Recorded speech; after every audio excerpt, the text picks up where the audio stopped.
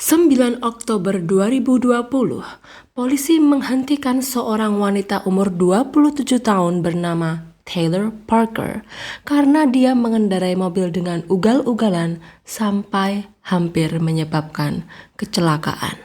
Ketika polisi menghampiri Taylor, polisi melihat bahwa dia sedang menggendong bayi baru lahir lengkap dengan ari-arinya. Taylor bilang bahwa dia barusan aja ngelahirin bayinya di pinggir jalan dan butuh pertolongan medis secepatnya. Setelah diperiksa di RS, dokter bilang bahwa Taylor nggak barusan ngelahirin karena bahkan dia aja nggak punya rahim. Jadi, bayi itu bukan bayi Taylor. Ternyata, Taylor udah 9 bulan pura-pura hamil. Dan pada pagi hari itu, dia menuduh temannya sebanyak 100 kali. Dan kemudian dia robek perut temannya untuk mencuri bayi yang ada di dalam rahimnya.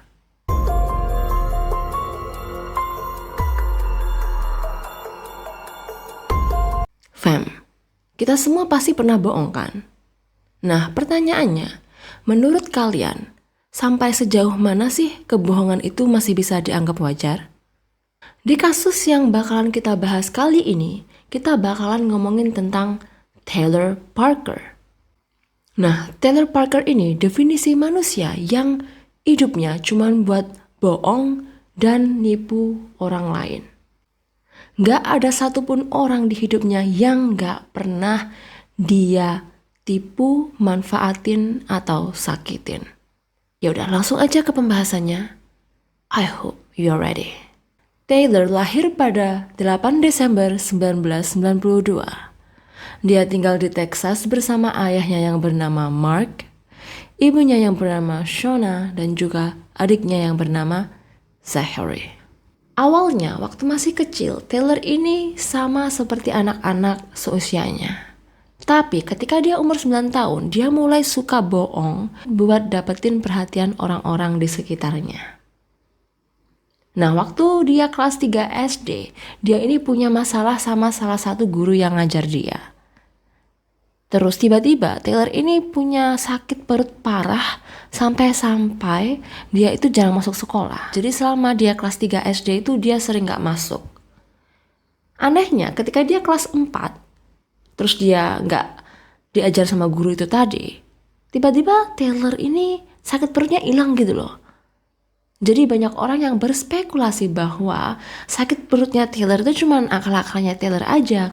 Terus waktu dia kelas 4 SD ini, dia juga mulai bikin kebohongan-kebohongan yang di luar nalar. Jadi dia bilang ke teman-temannya kalau dia itu punya sakit kanker. Terus dia juga bilang ke teman-temannya kalau dia ini berasal dari keluarga yang merupakan anggota mafia. Gak cuma itu aja, dia juga bilang kalau dia itu sering melakukan hubungan badan sama cowok di dalam kamar mandi. Nah, Taylor ini juga gak disukain sama teman-temannya karena selain suka bohong, dia juga suka bully teman-temannya. Dia sering nyebar-nyebarin rumor tentang teman-temannya. Si A itu gini loh, si B itu gini loh. Padahal itu semua cuma bohong. Jadi ya udah, akhirnya dia tuh gak punya teman karena gak ada yang mau bergaul sama Taylor. Ketika Taylor SMP, kedua orang tua Taylor bercerai. Dan karena Taylor gak suka sama ibunya entah kenapa, akhirnya Taylor memilih untuk tinggal bersama ayahnya, sedangkan adik Taylor tinggal bersama ibunya.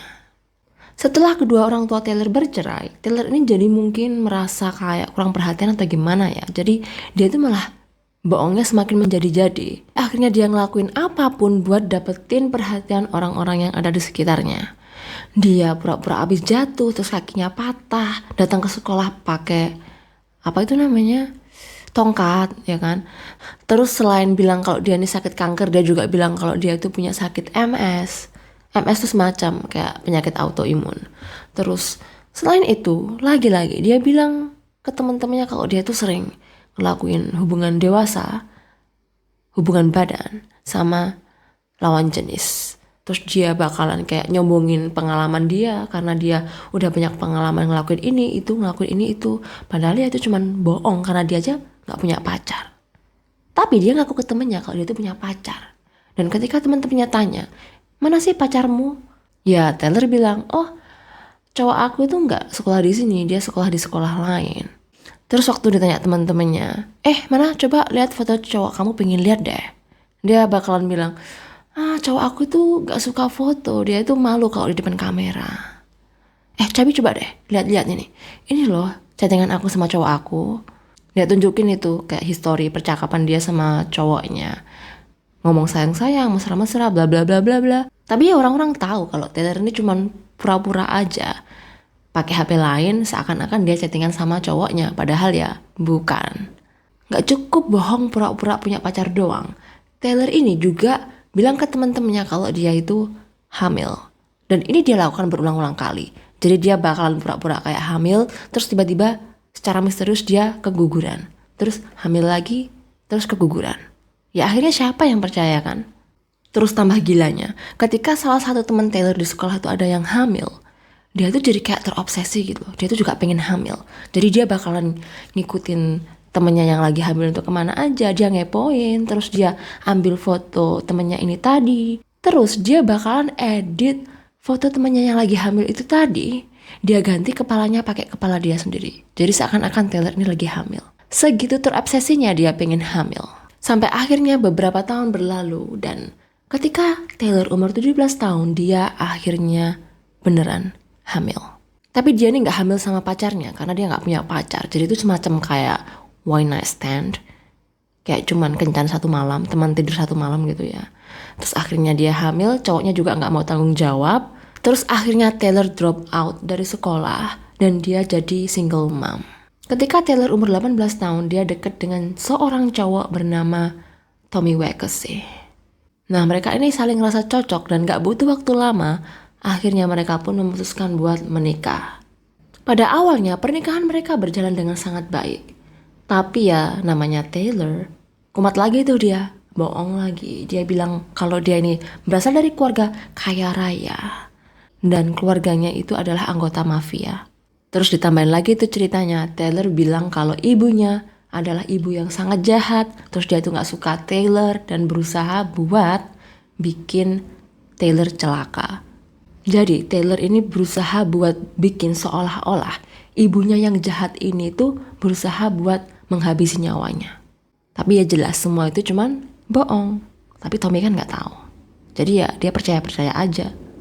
Keadaan finansial keluarga mereka gak baik-baik aja. Karena Tommy ini satu-satunya yang bekerja. Sedangkan Taylor dia cuman nyantai-nyantai aja di rumah. Karena dia bilang ke Tommy bahwa dia bakalan dapat banyak banget warisan. Jadi ya dia gak harus bekerja. Jadi kasihan banget si Tommy ini. Dia harus kerja, terus waktu pulang ke rumah dia harus beres-beres, ngerawat anak tirinya. Karena si Taylor pura-pura dia ini sakit banget, sampai dia tuh gak kuat ngapa-ngapain. Padahal dia tuh gak sakit, dia seharian cuman nyantai, main HP, nonton TV.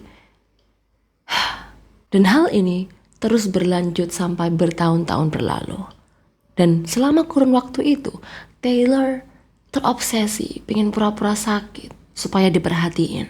Jadi dia bakalan pergi ke dokter sana, dokter sini, pura-pura punya keluhan ini, keluhan itu. Jadi ini terus berlangsung sampai bertahun-tahun berlalu dan di dalam kurun waktu itu tadi, Taylor tetap terobsesi pengen pura-pura sakit. Jadi dia bakalan berusaha buat didiagnosa dengan berbagai macam penyakit. Dia pura-pura punya keluhan gak bisa lihat warna, terus dia pura-pura punya kanker, sakit MS. Sampai akhirnya banyak banget uang yang harus dikeluarkan oleh Tommy buat bayar semua itu. Dan si Taylor, dia ini tuh sampai akhirnya kecanduan minum obat-obatan buat penyakit yang bahkan sebenarnya gak dia perluin.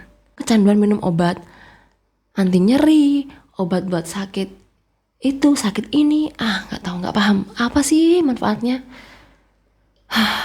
Ketika umur 21 tahun, Taylor hamil anak Tommy. Dan kali ini adalah anak laki-laki. Ketika lahir awalnya ya Taylor lumayan perhatian lah ya. Tapi lama-kelamaan ya sama aja seperti anaknya yang pertama, dia cuekin tuh anaknya sama Tommy. Intinya dia ini tuh ibu yang gak bertanggung jawab, gak peduli sama anaknya. Dan karena dia ngerasa kayak punya anak cuman kayak gini doang, males ngurusin. Jadi pada akhirnya dia memutuskan buat menjalani tubektomi atau proses pemotongan saluran indung telur. Selain itu dia juga memutuskan buat menjalani laparoskopi untuk mengurangi berat badannya. Nah, setelah menjalani operasi laparoskopi ini, dia akhirnya beneran merasakan gejala kesehatan untuk pertama kalinya. Jadi dia mengalami pendarahan sampai akhirnya harus dibawa ke rumah sakit, dan ketika di sana ternyata permasalahannya itu sangat serius sampai akhirnya dokter memutuskan untuk mengangkat rahim Taylor. Setelah rahimnya diangkat, Taylor ini nggak ngerasa sedih ataupun kecewa karena toh dia emang nggak ada niatan buat punya anak lagi kan. Jadi dia malah tambah menikmati hidupnya, dia posting di sosial media, pamerin tubuhnya yang sekarang lebih langsing, terus dia juga kenalan sama cowok-cowok. Intinya tuh dia ada main di belakang Tommy sama cowok lain, tapi Tommy nggak tahu. Semakin hari kelakuan Taylor semakin menjadi-jadi. Jadi dia kan ingin ikut klub mobil Jeep. Nah karena dia nggak punya mobil Jeep, jadi akhirnya dia minta Tommy buat beliin mobil Jeep. Dan ya jelas aja Tommy keluar uang banyak, tapi ya karena Taylor manipulatif ya, akhirnya waktu itu dia terpaksa beliin mobil itu buat Taylor. Dan apa balasannya? Setelah mendapatkan mobil Jeep itu, Taylor malah semakin asik dengan dunia barunya. Setiap weekend dia tinggalin Tommy dengan kedua anaknya di rumah, sedangkan dia bersenang-senang bersama teman-temannya di klub mobil itu. Supaya setiap weekend dia bisa keluar hangout sama teman-temannya, dia itu alasan ke Tommy kalau dia itu lagi ikut pelatihan jadi perawat. Jadi ya akhirnya Tommy ngasih izin lah ke Taylor. Padahal Taylor tuh nggak ikut pelatihan apa-apa. Taylor itu lagi asik selingkuh sama cowok lain. Jadi dia tuh gonta-ganti cowok di luar sana, sedangkan Tommy di rumah ngerawat kedua anaknya. Terus, satu saat Taylor ini ketahuan lagi selingkuh sama istri dari salah satu selingkuhannya. Dan ketika ketahuan, kalian tahu, dia itu malah pura-pura jadi korban, tahu nggak?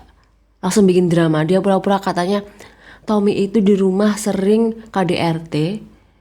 Terus karena dia sering disiksa di rumah, akhirnya dia pelampiasannya tuh dengan selingkuh sama cowok lain. Jadi dia ngarang cerita kayak gitu. Malah bikin cerita seolah-olah Tommy ini adalah suami yang kurang ajar. Padahal ya Taylor ini yang kurang ajar. Singkat cerita, akhirnya Tommy mengetahui semua rahasia Taylor. Dia tahu kalau selama ini Taylor bohong masalah keluarganya yang kaya lah, dari mafia lah, yang ibunya berusaha buat nyakitin dia. Terus Tommy juga tahu kalau selama ini dia diselingkuhin. Jadi akhirnya Tommy memutuskan untuk menceraikan Taylor. Setelah diceraiin sama Tommy, Taylor ini ya nyantai-nyantai aja, dia nggak ambil pusing. Dia malah merasa semakin bebas, bisa bersenang-senang gonta-ganti cowok. Dan supaya dia lebih leluasa, dia dengan enaknya nitipin anak pertamanya yang cewek itu ke saudara-saudaranya. Terus anaknya yang kedua dibiarin sama Tommy. Nah, tambah bebas deh Taylor. Dia tidur sama banyak banget cowok, gonta-ganti ya kan. Sedangkan anak pertama dan anak keduanya dia biarin. Yang satu di rumah saudara-saudaranya, yang satunya sama Tommy. Terus, waktu Taylor ini sesekali kan ya jenguk anaknya yang sama Tommy dan dia bawa pergi, anaknya ini pasti nggak pernah diurus dengan benar. Jadi setelah dibawa sama Taylor selama beberapa hari terus dikembaliin ke Tommy, pasti anaknya ini dalam keadaan belum dimandiin dan nggak dikasih makan. Terus malah ada kejadian ya, setelah anaknya ini dibawa sama Taylor beberapa hari terus dikembaliin ke Tommy, anaknya ini ngerasa nggak enak badan. Nah terus dibawa ke rumah sakit kan. Dan ternyata anaknya ini kena infeksi parah gara-gara sama Taylor pakaian dalamnya tuh nggak diganti selama 5 hari. Kok ya bisa pakaian dalam gak diganti selama 5 hari itu loh, gimana ceritanya? Ibu model gimana kayak gini, mending gak usah punya anak deh. Setelah kejadian itu, Tommy ya gak ngasih izin lagi ke Taylor buat bawa anaknya. Dan ya, Taylor fine-fine aja. Selama nunggu proses perceraiannya sama Tommy beres, Taylor bersenang-senang dengan banyak sekali pria. Sampai akhirnya Taylor bertemu dengan seorang pria bernama Hunter Parker. Taylor ini naksir banget sama Hunter. Saking naksirnya, dia tuh pengen buru-buru cepet-cepet nikah sama Hunter. Sampai-sampai hanya dengan selang waktu 11 hari setelah dia dinyatakan resmi bercerai dengan Tommy, dia mutusin buat nikah lagi sama Hunter. Coba bayangin, baru cerai, 11 hari kemudian udah nikah lagi si Taylor. Udah ketahuan lah ya dia cewek model kayak gimana. Gak beres bener. Sama seperti hubungannya dengan Tommy, awal-awalnya semua berjalan dengan mulus. Terus ya, lagi-lagi Taylor mulai menceritakan kebohongan-kebohongannya. Bilang kalau dia dari keluarga kaya, anggota mafia. Terus ibunya ini jahat, pengen menghabisi dia. Selain semua kebohongan itu, Taylor juga bilang ke Hunter bahwa dia masih bisa punya anak.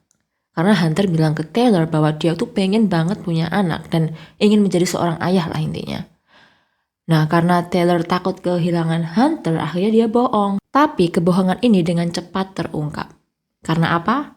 Karena Taylor selama dengan Hunter ini, dia itu tetap dengan kebiasaannya yang lama.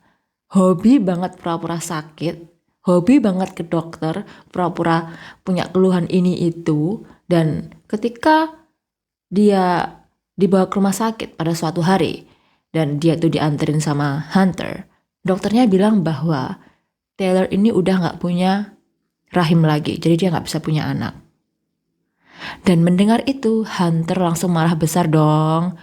Ya jelas marah besar lah, wong dia dari awal udah bilang pengen punya anak. Terus Taylor juga bilang kalau dia bisa kasih dia anak. Ternyata itu semua cuma bohong. Ya tapi Taylor, dia berusaha buat memanipulasi Hunter dengan cara pura-pura sakit, pura-pura dia itu kayak menyedihkan supaya Hunter kasihan sama dia. Jadi akhirnya Hunter gak langsung putusin dia. Terus akhirnya ya Taylor berusaha cari cara gimana biar Hunter ini gak ninggalin dia. Terus Taylor akhirnya nyampein idenya ke Hunter. Gimana kalau kita cari ibu pengganti aja supaya kita berdua bisa punya anak? Hunter gak setuju dan bilang ke Taylor, lah kita aja gak punya uang, gimana mau cari ibu pengganti, mau dibayar pakai apa? Terus Taylor kayak biasa lah, dia bawa-bawa masalah harta warisannya. Tapi kan aku habis gini tuh mau dapat warisan banyak banget loh. Ya kita pakai uang itu aja, kamu gak usah pusing deh. Masalah uang nanti aku yang ngatur. Sekarang yang perlu kita pikirin adalah cari ibu pengganti, oke? Ya, si Hunter gak langsung percaya, dia masih skeptis karena dia kan abis dibohongin sama Taylor. Beberapa hari kemudian, ada chat misterius dari orang yang ngaku namanya itu Tim Hightower. Dan dia bilang bahwa dia ini tuh semacam kayak perantara yang bakalan ngasihin uang warisannya Taylor ke Hunter. Dan jumlah uang yang bakalan dikirim ini tadi tuh sekitar 1,5 miliar. Ya akhirnya Hunter chattingan lah ya sama si Tim. Terus nanya-nanyain masalah. Gimana, ini prosedurnya gimana gitu. Terus akhirnya Hunter percaya kalau emang beneran Taylor ini bakalan dapat uang warisan 1,5 miliar. Setelah berhasil yakinin Hunter, Taylor berusaha buat cari calon ibu pengganti. Ada salah satu teman Taylor yang abis keguguran. Dan Taylor ini entah dia tuh gak peka atau emang gak punya empati, dia tuh malah bilang ke temennya kayak, oh kamu berarti sekarang udah gak hamil ya? Gimana kalau kamu jadi ibu pengganti buat aku? Ntar aku bayar deh. Ya temennya jelas gak mau lah. Orang dia itu abis keguguran, jelasnya trauma dan sedih banget kan. Malah disuruh jadi ibu pengganti buat Taylor. Masih ada lagi. Taylor punya 2 temen yang lagi berusaha buat punya anak. Jadi mereka itu lagi promil, program hamil. Taylor lagi-lagi dengan santainya bilang, kamu jadi ibu pengganti dong buat aku, ntar aku bayar deh 1,5 miliar. Ya teman-temannya gak ada yang mau lah. Bukan masalah uangnya, tapi mereka berdua ini kan lagi berusaha buat punya anak sendiri. Mereka aja belum berhasil, kok malah disuruh hamil anaknya Taylor. Meskipun udah mereka tolak, Taylor ini tetap kayak ngikutin mereka kemana-mana gitu loh. Waktu mereka periksa ke dokter kandungan, dia ikut. Waktu mereka belanja buat kebutuhan bayi, dia juga ikut. Terus bahkan si Taylor ini itu akhirnya ngelamar kerja di dokter kandungan. Jadi semacam kayak asisten gitu. Terus dia merhatiin kayak orang hamil ini penanganannya kayak gimana. Terus kayak operasi sesar itu gimana prosesnya. Anyways, seiring berjalannya waktu, lama-kelamaan Hunter jadi curiga lagi. Karena si Taylor kan awalnya bilang bakalan dapat kiriman uang warisan. Terus juga ada tim Hightower yang bilang kalau dia bakalan kirim uangnya. Tapi mana uangnya? Kok nggak ada? Ya akhirnya dia tanya lagi kan ke Taylor. Aku butuh bukti. Mana buktinya kalau kamu itu emang bener-bener bakalan dapat harta warisan 1,5 miliar? Mana buktinya? Akhirnya tim Hightower ngechat si Hunter lagi. Di situ dia ngirim foto tas biru yang berisi banyak banget uang. Terus Hunter kayak yang, kok foto ini kayak mencurigakan banget ya? Kok kayak pernah lihat? Terus akhirnya Hunter buka tuh Google. Terus dia nge-search tas biru isi uang. Dan kalian tahu, foto yang pertama muncul di Google Search itu adalah foto yang sama persis dengan yang dikirim oleh tim ke Hunter. Dan ya jelasnya Hunter marah besar. Udah jelas deh, Taylor ini cuman bohong lagi ya kan? Terus dia bilang ke Taylor, aku udah tahu semua kebohonganmu. Aku juga udah muak, aku udah berulang kali kasih kesempatan ke kamu, tapi ternyata semua yang kamu bilangin ke aku ini cuman bohong. Udah, kita cerai aja. Dan ya, akhirnya Hunter menceraikan Taylor. Setelah kejadian itu, Taylor bukannya sadar terus memperbaiki diri, tapi dia malah nyebarin rumor bahwa selama dia sama Hunter, dia itu udah hamil anak kembar, terus keguguran, terus dia hamil lagi, dan setelah dilahirkan anaknya itu meninggal. Terus akhirnya dia dan Hunter memutuskan buat nyewa ibu pengganti, dan selama proses itu Hunter malah selingkuh. Jadi dia itu malah jelek-jelekin namanya Hunter. Dan lagi-lagi Taylor nggak butuh waktu lama buat cari cowok baru. Dan kali ini nama cowoknya adalah Wade Griffin. Dan sama seperti hubungan dia yang sebelum-sebelumnya, pada awal mulanya semua berjalan dengan baik-baik aja. Terus mulai deh Taylor bilang kalau dia ini dari keluarga kaya, keluarganya anggota mafia, terus ibunya berusaha mencelakai dia. Dan dia juga pura-pura hamil anak kembar. Dan gak selang lama setelah itu dia pura-pura keguguran setelah mengalami kecelakaan. Tapi ya kecelakaannya ini cuma buat-buatannya Taylor aja. Semuanya intinya tuh udah diskenario lah sama Taylor. Dan karena Taylor ini ngaku-ngaku kalau dia itu bakalan dapat warisan yang banyak, dia ngeyakinin Wade buat minjem uang dalam jumlah banyak banget buat beli mobil baru, peralatan kerja, terus bahkan beliin mobil baru buat ibunya Wade. Tapi ya, karena uang ini sebenarnya tuh nggak ada, setelah sekian lama uangnya nggak muncul, akhirnya semua barang-barang yang udah dibeliin tadi disita. Dan Wade yang udah terlanjur minjem banyak uang, akhirnya malah terlilit hutang karena bunganya nggak main-main. Dan setelah semua itu terjadi, orang tua Wade jadi nggak suka sama Taylor karena Taylor udah bikin anaknya terjerat hutang. Setelah Taylor sadar kalau kedua orang tua Wade tuh jadi nggak suka sama dia, terus Wade juga jadi jaga jarak, akhirnya dia tuh beralasan kalau semua itu terjadi gara-gara ibunya yang jahat dan berusaha buat menyakiti Taylor.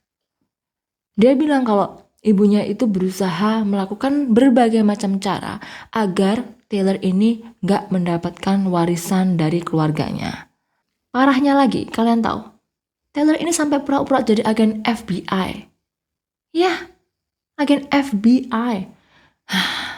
Jadi Taylor itu ngechat Wade, pura-pura kalau dia ini namanya Coburn, dan dia itu adalah agen FBI yang ditugaskan buat melindungi Taylor. Karena Taylor ini sekarang lagi jadi incaran ibunya yang berusaha buat mencelakai dia. Dan si agen FBI palsu yang sebenarnya adalah Taylor ini bilang ke Wade kalau dia itu sudah menugaskan beberapa agen FBI yang lain buat ngelindungin Taylor dari jauh supaya dia aman dari incaran ibunya. Setelah dapet chat kayak gitu, Wade pun akhirnya percaya dengan apa yang diomongin sama Taylor. Dan setelah itu Taylor lagi-lagi dia sok-sokan bilang ke Wade kalau dia itu mau beliin Wade dan keluarganya rumah besar seharga kurang lebih 45 miliar rupiah. Ya, 45 miliar. Padahal, ya kalian tahu lah, Taylor ini nggak punya uang, dia juga nggak punya warisan, tapi dia itu bisa-bisanya bikin kebohongan kayak gitu, dan dia dengan pedenya berharap kalau dia nggak bakalan ketahuan. Jadi dia akhirnya gagal kan buat bayar rumahnya ya karena dia nggak punya uangnya lah. Dan setelah itu akhirnya Wade jadi lagi-lagi curiga dan mulai kayak omongannya Taylor ini tuh bisa dipercaya nggak sih? Kok aku ragu ya? Dan karena Taylor takut kalau Wade bakalan ninggalin dia setelah kebohongannya ini terungkap, akhirnya Taylor memutuskan buat pura-pura hamil lagi. Tanggal 14 Maret 2020, Taylor ngumumin ke sosial media kalau dia lagi hamil. Dan banyak banget orang yang gak percaya, termasuk kedua orang tua Wade. Salah satu teman Taylor yang bernama Angela, sampai akhirnya itu maksa Taylor buat tes pack di depan dia. Karena dia tahu kalau Taylor itu abis operasi hysterectomy, pengangkatan rahim. Jadi ya mana mungkin dia hamil. Dan karena terpaksa akhirnya Taylor tes pack kan. Dan ketika keluar hasilnya negatif, Taylor bilang, ini tes packnya rusak, ini gak akurat, aku tuh beneran hamil kok. Ntar deh aku kasih buktinya ya. Dan beberapa hari kemudian dia ngasih Angela surat keterangan hamil. Masalahnya ketika Angela lihat isi surat itu, nama suster yang nandatanganin surat itu dan nama pasien yang dinyatakan hamil itu sama. Jadi istilahnya itu surat itu menyatakan kalau susternya lagi hamil. Dan ketika Angela bilang tentang hal itu ke Taylor, Taylor lagi-lagi bilang, ini pasti susternya salah ngeprint atau salah ngetik deh. Gimana sih susternya ini? Gitu. Jadi dia malah nyalahin susternya. Terus akhirnya ya Angela semakin gak percaya kan. Jadi dia paksa Taylor buat periksa ke dokter kandungan. Dia anterin tuh Taylor ke dokter kandungan. Tapi masalahnya waktu itu di tahun 2020 itu kan lagi lockdown kan. Jadi Angela gak bisa ikut masuk ke ruangan periksa. Jadi ya akhirnya terpaksa Taylor masuk sendirian ke ruang periksa sedangkan Angela nunggu di luar. Dan setelah Taylor keluar dari ruangan periksa dan ngasih lihat ke Angela surat pernyataan kalau dia hamil, ya mau gak mau Angela akhirnya percayalah. Beberapa bulan berlalu dan akhirnya Taylor berpikir keras gimana caranya buat orang-orang yang ada di sekitarnya itu percaya kalau dia beneran hamil. Akhirnya dia pakai perut hamil palsu, terus dia sampai sediain foto USG palsu. Bahkan Wade sama Taylor ini sampai bikin acara maternity shoot, terus acara gender reveal party. Dan di acara gender reveal party itu mereka ngumumin kalau Taylor lagi hamil anak perempuan. Waktu Taylor hamil 7 bulan, dia mulai panik dan kebingungan. Karena dia sadar kalau dia itu cuman pura-pura hamil. Dia mikir gimana caranya bisa punya bayi dalam kurun waktu 2 bulan. Nah, waktu dia scroll-scroll Facebook, dia gak sengaja baca postingan salah satu teman Facebooknya yang ngumumin kalau dia itu lagi hamil. Nama dari temannya itu adalah Regan Hancock. Regan Hancock lahir pada 12 November 1998 dan saat itu dia berusia 21 tahun. Regan ini adalah wanita yang ceria, ramah, punya banyak temen. Pokoknya dia itu orangnya nyenengin deh. Taylor sama Regan ini sebenarnya bukan temen yang akrab. Jadi mereka itu cuma kenal lewat grup Facebook yang sama. Terus ternyata Taylor ini adalah fotografer di saat Regan dan Homer menikah. Homer ini suaminya Regan. Sebelum Regan ini sama Homer, dia tuh punya mantan dan dia punya anak sama mantannya ini berusia 3 tahun. Nama anaknya adalah Kinley. Setelah nikah sama Homer, Regan ini jadi ngerasa kayak hidupnya komplit gitu loh. Karena Homer ini benar-benar sayang sama dia, sayang juga sama anaknya dan nganggep anak Regan ini kayak anaknya sendiri. Dan kebahagiaan itu menjadi semakin lengkap ketika Regan tahu bahwa dia hamil anak perempuan. Dan saat Regan ngumumin tentang hal itu ke Facebook, dia posisinya hamil 6 bulan. Setelah Taylor tahu kalau Regan ini tuh lagi hamil, mana ditambah lagi hamilnya tuh sama-sama bayi perempuan dan jarak usia kehamilan mereka tuh gak terlalu jauh. Jadi saat itu Regan hamil 6 bulan sedangkan Taylor 7 bulan. Karena hal tersebut akhirnya Taylor mutusin buat kayak SKSD gitu loh sama Regan. Tanya kabar, terus bahkan ngirimin hadiah peralatan bayi ke Regan. Pokoknya dia tuh berusaha ngakrab ke Regan. Semakin hari, semakin mendekati HPL atau hari perkiraan lahir bayi yang dikandung Taylor.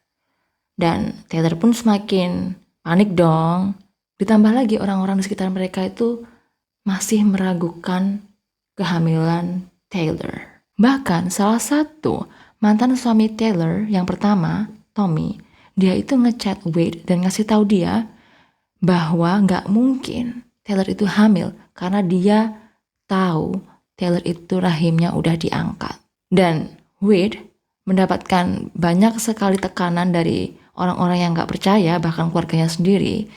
Dia itu akhirnya jadi kayak defensif gitu, berusaha buat bela Taylor. Karena di mata dia nggak mungkin Taylor itu bohong sampai segitunya. Ya kali bohong tentang kehamilan dari awal kehamilan sampai sekarang jadi 7 bulan ya toh. Dia tuh sampai posting komen di Facebook bilang kayak, nanti waktu anakku lahir kalian bakalan malu deh. Bisa-bisanya nggak percaya bla bla bla, intinya gitu. Kasian banget sih Wade, dia nggak tahu kalau dia tuh cuma dibohongin sama Taylor. 2 minggu setelah ngelewatin HPL-nya Taylor, HPL itu hari perkiraan lahir ya. Jadi sebenarnya Taylor itu seharusnya diperkirakan ngelahirin tanggal 22 September. Dan saat itu udah Oktober, jadi kan udah kelewat. Wade kan jadinya khawatir. Akhirnya dia maksa Taylor buat periksa ke dokter. Karena kayak yang aku bilang tadi, saat itu waktu tahun 2020 semuanya lockdown kan.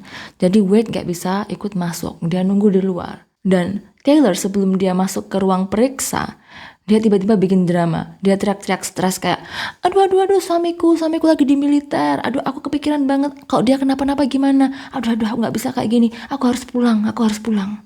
Jadi Taylor kayak gitulah, acting. Jadi ya akhirnya dia nggak masuk ke ruangan periksa itu dan dia keluarlah. Terus dia hampirin Wade. Dan waktu Wade tanya, gimana periksanya? Ya Taylor bohong lah. Dia bilang, oh katanya dokter semuanya baik-baik aja, nggak ada masalah kok. Kita tinggal nunggu aja, nanti mungkin aku perlu diinduksi. Jadi Taylor bilang ke Wade kalau dia itu dischedulekan atau dijadwalkan buat diinduksi pada tanggal 5 Oktober. Di saat dia seharusnya diinduksi, Taylor ini dengan sengaja bikin kebakaran di rumahnya Wade. Jadi biar semuanya panik, terus dia nggak perlu dianterin ke rumah sakit gitulah kurang lebih. Dan gilanya lagi, rumah sakit di mana Taylor itu seharusnya diinduksi, tiba-tiba dapat ancaman bom lewat telepon. Kebetulan banget kan? Ya bisa kita tebak siapa dalang dari itu semua. Taylor lah yang nelpon rumah sakit itu dan pura-pura ngasih ancaman bom. Nah ini bagian yang bikin aku kesel banget sih. Soalnya kenapa? Dengan dia ngancem rumah sakit ada bom kayak gitu, kan akhirnya kegiatan di rumah sakit itu jadi terganggu. Sedangkan di sana itu banyak banget pasien yang perlu tindakan medis. Gimana kalau waktu hari itu ada operasi yang harus dilakukan? Atau ada tindakan medis darurat yang harus dilaksanakan? Tapi semuanya terganggu gara-gara ada ancaman bom. Berarti sama aja kayak Taylor ini membahayakan nyawa orang lain, ya gak sih? Walaupun pada saat itu Taylor masih berhasil buat cari cara supaya gak harus ke rumah sakit, dia tetap galau. panik. Karena dia sadar bahwa gimana pun caranya dia harus bisa mendapatkan bayi secepatnya. Jadi setelah hari itu, dia suka duduk di depan klinik kandungan, di mana banyak orang-orang periksa kehamilan. Terus dia perhatiin ibu-ibu yang lagi hamil di sana, dia liatin plat nomor mobilnya, karena dia berniat buat cari calon korban yang dia bisa curi bayinya. Tapi mungkin karena terlalu susah buat deketin ibu-ibu tadi, akhirnya Taylor memutuskan untuk mencuri bayi Regan Hancock. Pada malam hari itu, tanggal 8 Oktober 2020, Taylor memutuskan untuk hangout dengan Regan. Jadi mereka akhirnya ketemuan, ngobrol, terus. Dan kayaknya Regan waktu itu benar-benar happy hangout sama Taylor, karena dia itu sampai posting status di Facebook. Intinya bilang kayak, makasih Taylor ya, aku bener-bener have fun banget hari ini, bla bla bla bla bla, kayak gitu. Tanpa dia ketahui bahwa sebenarnya Taylor sedang merencanakan suatu hal yang sangat kejam terhadapnya. Keesokan harinya, tanggal 9 Oktober 2020 adalah hari di mana Taylor seharusnya diinduksi. Supaya dia bisa melaksanakan rencana busuknya tanpa sepengetahuan Wade, dia berusaha untuk mengalihkan perhatian Wade dengan cara berpura-pura menjadi orang lain yang berniat untuk melakukan bisnis besar pada hari itu. Jadi dia menghubungi Wade dan meminta Wade untuk bertemu di sebuah lokasi yang sangat jauh dari rumah sakit di mana Taylor seharusnya diinduksi. Saat itu Wade sempat ragu untuk melakukan bisnis itu karena dia ingin mengantarkan Taylor pergi ke rumah sakit. Tapi Taylor meyakinkan Wade untuk melakukan bisnis itu agar mendapatkan uang untuk membayar biaya rumah sakit. Jadi akhirnya Wade pergilah untuk melakukan bisnis itu. Setelah Wade pergi, Taylor pun melaksanakan aksi bejatnya. Pagi itu, ibu Regan yang bernama Jessica melihat pintu garasi rumah anaknya terbuka dan ada bercak darah di tanah. Melihat itu, Jessica pun segera masuk ke rumah untuk mengecek keadaan anaknya dan memastikan dia baik-baik saja. Karena dia tahu bahwa Homer, menantunya, sedang berada di tempat kerja. Ketika dia masuk ke dalam rumah, dia melihat suatu pemandangan yang sangat mengerikan. Di sana dia melihat anaknya tergeletak dalam posisi tengkurap dengan banyak sekali darah yang berceceran di sekitarnya. Dia pun segera memanggil 911 untuk meminta pertolongan. Ketika polisi datang bersama para medis, mereka berusaha untuk menyelamatkan Regan, tapi sayangnya Regan sudah tidak bernyawa lagi. Dan parahnya, ketika mereka membalikkan tubuh Regan untuk berusaha menyelamatkan bayi yang ada di kandungannya, ternyata bayinya sudah tidak ada karena perutnya sudah dan seseorang telah mengambil bayi yang dikandungnya. Beberapa kilometer dari tempat kejadian itu, seorang polisi sedang berusaha untuk menghentikan seorang wanita umur 27 tahun yang sedang mengendarai mobil dengan ugal-ugalan sampai dia itu hampir nabrak truk dan juga nabrak seorang pengendara sepeda. Dan ya, orang yang sedang dikejar polisi itu adalah Taylor. Meskipun polisi meminta Taylor untuk berhenti dan meminggirkan mobilnya, Taylor malah tetap melaju dengan kencang dan berusaha untuk menghindari polisi. Dia juga panggil 911 dan bilang bahwa dia dalam keadaan darurat dan perlu pergi ke rumah sakit. Dia meminta operator 911 untuk memberitahu polisi yang sedang mengejar dia supaya berhenti agar dia bisa pergi ke rumah sakit.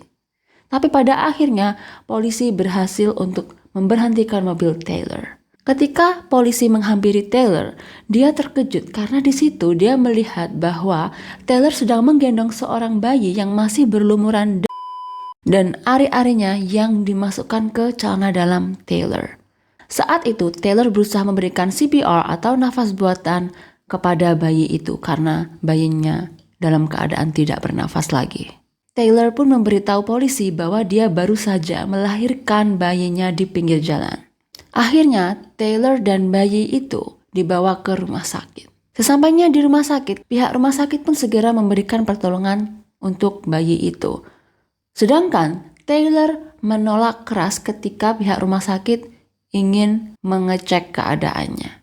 Tapi ya, akhirnya pihak polisi dan pihak rumah sakit tetap memaksa Taylor untuk diperiksa. Setelah memeriksa Taylor, dokternya langsung to the point bilang ke polisi bahwa Taylor ini nggak habis ngelahirkan. Karena bahkan Taylor ini tuh nggak punya rahim. Jadi nggak mungkin bayi itu bayi yang dilahirkan oleh Taylor. Di saat yang bersamaan, pihak polisi mendapatkan telepon dari rekannya bahwa telah terjadi aksi penghilangan nyawa dan penculikan bayi di suatu rumah. Mendengar hal itu, polisi pun langsung menghubungkan kejadian itu dengan Taylor. Dan ketika ditanya, Taylor pura-pura nggak tahu apa-apa. Tapi karena polisi terus-menerus mendesak Taylor, Taylor pun akhirnya menangis dan membuat alibi. Jadi dia bilang ke polisi bahwa waktu itu, waktu dia mengunjungi Regan, mereka berdua itu bertengkar. Dan karena terbawa emosi, mereka saling dorong satu sama lain. Dan entah kenapa, akhirnya Regan itu ngambil pisau dan berusaha untuk menyakiti Taylor. Tapi Taylor yang berusaha untuk melawan, akhirnya mendorong Regan dan gak sengaja Regan ini jatuh dan perutnya mengenai pisau itu tadi. Terus karena Regan sadar kalau dia itu lagi sekarat dan dia khawatir bayinya itu gak bisa diselamatin, akhirnya Regan bilang ke Taylor untuk mengambil bayi yang ada di kandungannya dan membawa bayi itu pergi. Dengerin penjelasan Taylor kayak gitu, polisnya cuman pura-pura, oh gitu, oh iya, terus gimana? Terus pura-pura percaya, padahal mereka gak percaya. Singkat cerita, akhirnya polisi melakukan investigasi terhadap Taylor. Dan ketika polisi mencari history browsingannya Taylor, mereka menemukan bahwa Taylor itu habis googling, habis searching cara melakukan operasi sesar pada usia kehamilan 34 minggu. Nah, waktu itu posisinya Regan itu lagi hamil 34 minggu. Wah, bukti banget ini kan. Saat itu banyak banget lah barang bukti yang menunjukkan bahwa pelaku dari penghilangan nyawa atas Regan ini tadi adalah Taylor.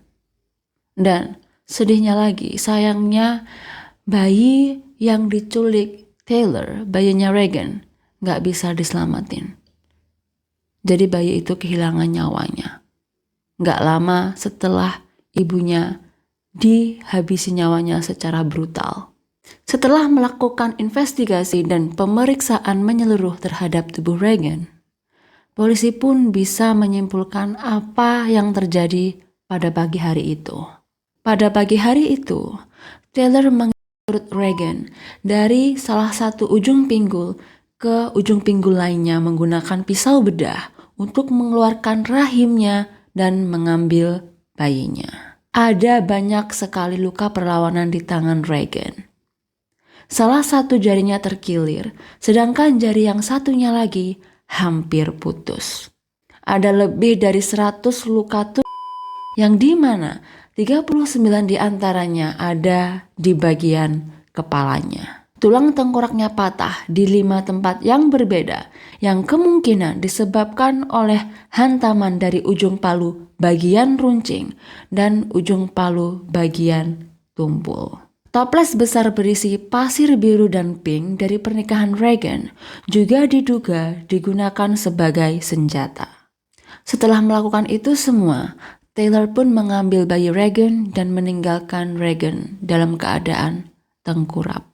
Dan fam, kalian tahu, pada awalnya bahkan polisi itu nggak bisa nemuin pisau bedah yang dipakai sama Taylor. Karena ternyata pisau bedahnya itu ditinggalin gitu aja di leher Regan. Dan posisinya pisaunya itu menancap terlalu dalam sampai nggak kelihatan. Sedihnya lagi, kuku Regan itu ditemukan ada di plasentanya sendiri. Yang Di mana akhirnya polisi itu menyimpulkan bahwa saat itu Regan itu berusaha buat ngelindungin bayinya supaya nggak diambil oleh Taylor. Dan parahnya lagi, ternyata saat itu semua terjadi, anaknya Regan yang berusia 3 tahun itu ada di sana. Dan karena dia ketakutan, akhirnya dia lari dan bersembunyi di ruangan sebelah. Bener-bener sadis Taylor ini. Di saat proses persidangan, kedua mantan suami Taylor hadir untuk memberikan kesaksian. Dan dengan begitu banyaknya barang bukti, akhirnya Taylor pun dinyatakan bersalah dan dijatuhi hukuman mati. Setelah semua itu berlalu, suami Regan, Homer, memutuskan untuk mengadopsi anak Regan yang berusia 3 tahun. Aduh, bener-bener gak bisa bayangin perasaan keluarganya Regan. Pasti terpukul banget. Oke, jadi itu dia untuk kasus kita pada episode kali ini. Thanks for watching. I'll see you until next time. Bye-bye.